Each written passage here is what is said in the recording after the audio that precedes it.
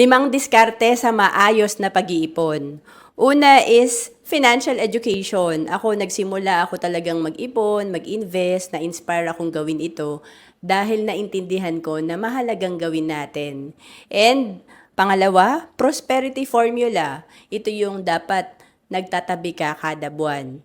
10%, 20% ng kinikita mo, tinatabi mo at pinapalago mo. And then, pangatlo, right mindset. Kapag tama yung mindset natin, syempre, tama na yung mga gagawin natin at yung desisyon natin align na dun sa gusto natin mangyari. And then, pang-apat, focus on increasing cash flow.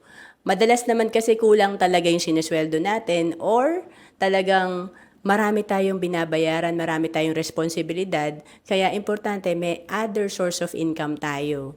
And then, pang-5, action. Kailangan may gagawin tayo kasi ang pag-iipon, pag-i-invest, para maging successful tayo, kailangan consistent yung ginagawa natin. Hindi pwedeng pag-feel lang natin saka tayo mag-iipon. Kasi usually, ang feeling natin, gumastos. So, pag may disiplina tayo, nandun na yung habit ng pag-iipon, magagawa natin to ng tuloy-tuloy.